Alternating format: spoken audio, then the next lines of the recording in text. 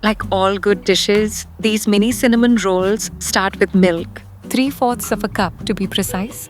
Make sure the milk is just warm because hot milk can quickly destroy the yeast in the next step. But the milk's not going straight in, it goes in curdled. I'm using the juice of one whole lemon here, which is about 1.5 tablespoons. You could use vinegar instead. You could even skip this step if you have buttermilk on hand. I prefer doing this though, because the rolls turn out a bit fluffier. I'll set this aside for about 5 minutes to curdle up. And while we wait, you should subscribe to our channel, The Copper Leaf. These cinnamon rolls are one of my family's favorites.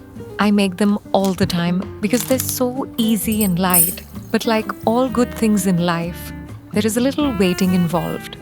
The wet mix for the dough starts with 2 teaspoons of active dry yeast and a 1/4 cup of sugar going into the milk mixture we made earlier. Give it a good whisk so the yeast can evenly feed on that sugar. We're going to let this sit for about 5 minutes. This step tells you whether your yeast is active. We're looking for a foamy, airy mix. If it looks dull and flat, your yeast probably won't make the dough rise. If you're confident it's alive, you can move straight to the next step. Now for the dry ingredients, into the sifter, go 2 1/4 cups of all-purpose flour, a 1/4 teaspoon of baking soda, a 1/4 teaspoon of baking powder, and don't forget the 1/2 teaspoon of salt. Sifting really helps here.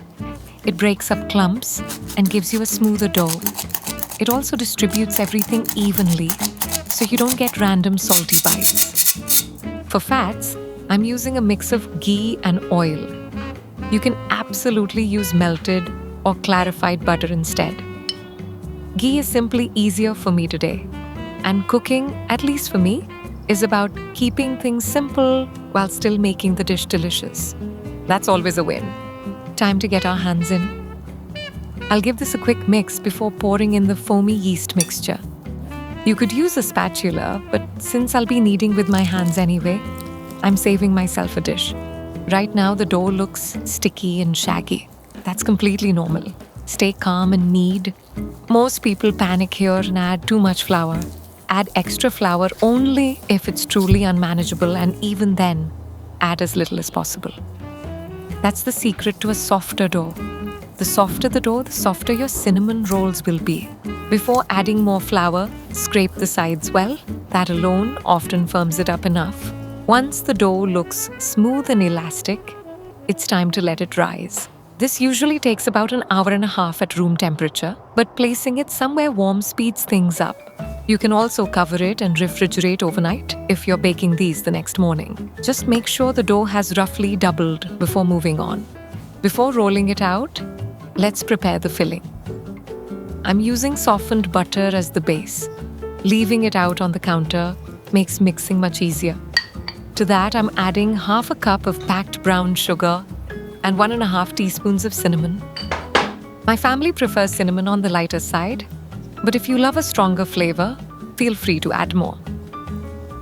Remember, always taste and adjust. That's the fun part of cooking. Now for rolling, I'm using a silicone mat with measurements so I can keep the size consistent, but a clean counter works perfectly fine. Keep a little flour nearby to dust the surface, the rolling pin, and your hands. Be gentle when transferring the dough. We don't want to knock all that air out. You'll notice there are no eggs in this dough, but after making these over 50 times, I can confidently say they're just as soft and fluffy as versions made with eggs. Lightly dust it so it doesn't stick, then start shaping it into a rectangle using your hands first. Press the sides in, then gently pat it down as you stretch it out. Remember, we still want to keep some air in the dough. Once it's roughly formed, switch to the rolling pin. I'm aiming for about 20 by 18 inches to get 24 mini rolls. If you roll a smaller, thicker rectangle, you'll get bigger, more bread-heavy rolls. A thinner, larger rectangle gives you smaller rolls with more layers. I personally love these mini ones. Layered, fluffy, and light. They're perfect as a quick snack or a little after-lunch treat. Spread the filling in a thin, even layer. Of course, if you like them extra gooey, go a little thicker. Just remember, we still have to roll this up, so don't overdo it. When it's time to roll, dust your hands lightly. That helps prevent the dough from sticking in the beginning. I like to start with my fingertips to get it going, then use my palms to gently roll it into a log. Roll it up nice and snug. That's what gives you those beautiful, defined swirls. Take your time here. If the roll is too loose, it's much harder to fix later. If the dough starts sticking, lightly dust your hands. Seal the edge by pinching it closed so it doesn't unravel later. There are many ways to cut the rolls. I'm starting with a chef's knife.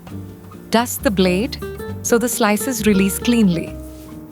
They may flatten slightly when you cut them, but don't worry. The second rise will help them puff right back up.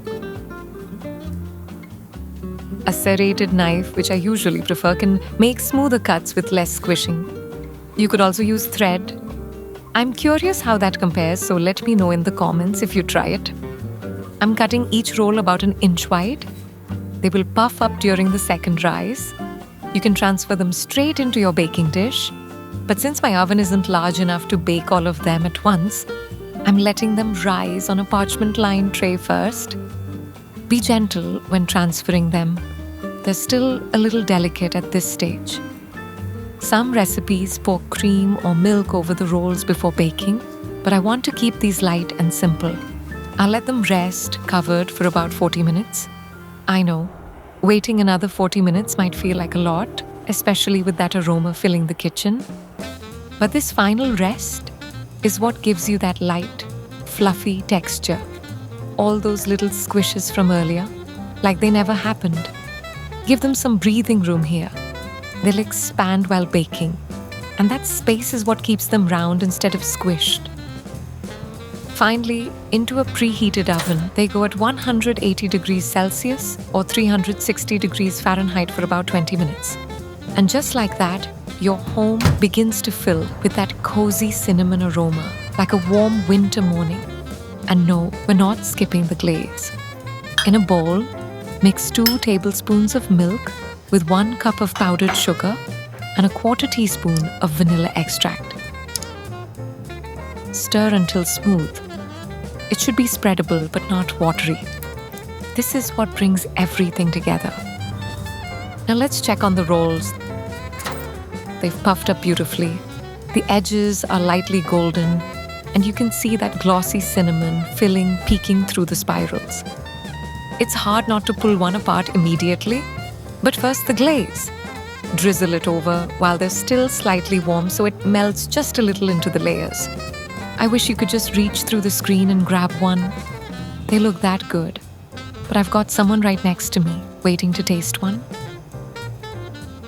My son absolutely loves these and couldn't resist the aroma. They're moist, soft, fluffy, and surprisingly light. Exactly what a mini cinnamon roll should be. If you try these, let me know how they turned out in the comments. And if you enjoyed this bake, here's another recipe you must not miss.